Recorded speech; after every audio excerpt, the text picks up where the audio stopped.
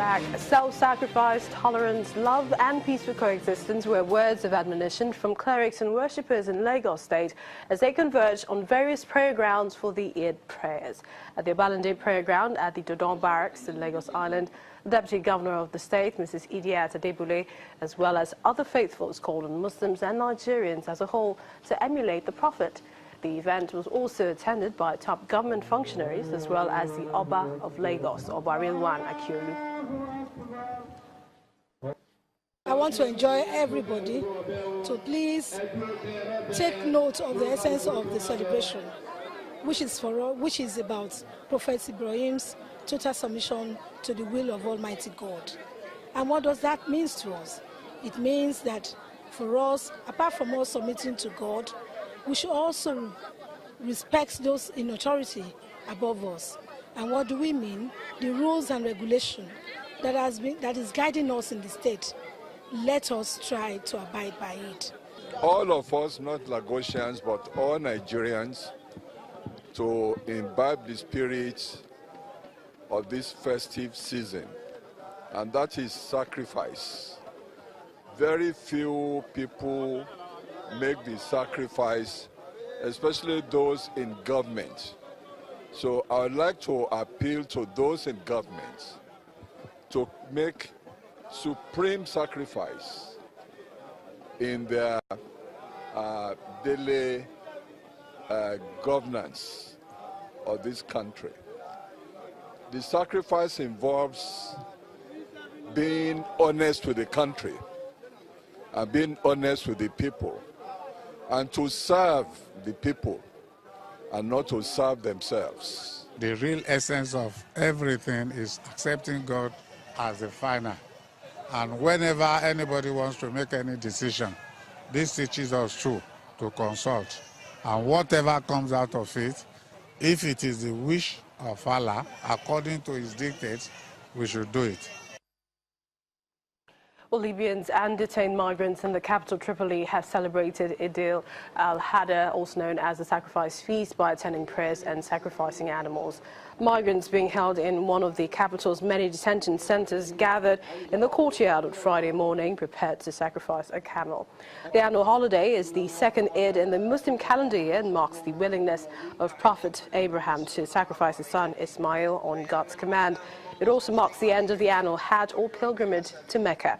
Muslims around the world gather to sacrifice sheep, cows or camels and attend annual prayers, followed by a sermon held in the early hours of the morning.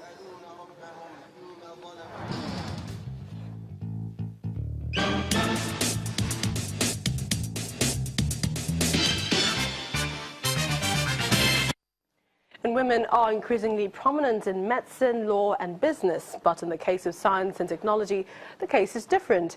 Abisoye Ajayi Akinfolari is trying to level the playing field with girls from underprivileged communities who dream of becoming developers by trying to encourage girls in STEM education. In a report by UNESCO in 2013, 7 to 12% of young women are in science, technology, engineering, mathematics-related professions, STEM, and the number of women in computing has fallen from 35% in 1990 to just 26% today, in spite of women making up more than half of the population in Africa. Girl Coding, an initiative of Pearl Africa Foundation, aims to get underprivileged girls from slums, orphanages and correctional homes into the male-dominated world of technology. The Girl Coding came to my Makoko community that they want girls who are interested in computer like me, that they want to teach us for free. I said, okay, so I want to start learning also that this is an advantage and opportunity for me, so I can say, okay, me too, I will do that. So since then, I've been able to learn a lot about computer, even things we were not taught in school. So Girls Coding has taught me like how to code. So I can now build a website, which I've started already. I want to build it for my dad. He's a fisherman. So people outside the community, they can come there to get fish. With 5 instructors, over 100 girls aged 5 to 17 have signed up to learn skills such as programming, user interface design and animation. The initiative believes that training the girls at an early age will help improve their interest in technology and science. Before, I even had passion for computers. I love computers a lot. But you see, sometimes they used to discourage me at home. My father would be like, you just go and sit down there. You can never be like your brother. I'll be like, God, why are they looking down on me like this? I'll try my best. I'll tell my father, Daddy, leave me, let me do this thing. I'll be like, no. Even this coming year itself, as in, it was the way people talk to him that he should just allow me to go now before he allowed me. Abisoye's vision for the future is to add around 20,000 female programmers into the Nigerian tech ecosystem by the year 2020. Girls, mostly in Nigeria, they're actually underrepresented. And I feel a lot of skill acquisition and programs are not really for girls in Nigeria. And I feel technology is seen as a male-dominated field. And because it is seen, it is not meant to be. And we know that the reason for that is mostly cultural biases, family upbringing, and maybe school programs. So we're trying to change that because we don't want Nigeria to be the only one left behind in that case, because other countries are moving ahead in this. In a couple of years from now, 80% of jobs out there will be taken over by IT.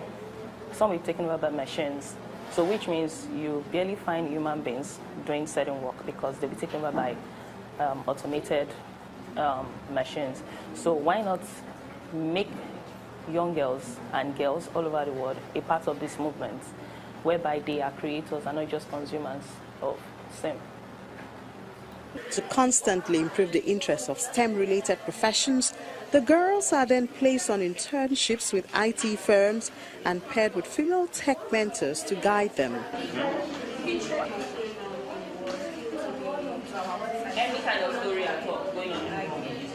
With the growing demand for science and technology professionals, initiatives like this is to encourage more females to head into the field with their male-dominated counterparts.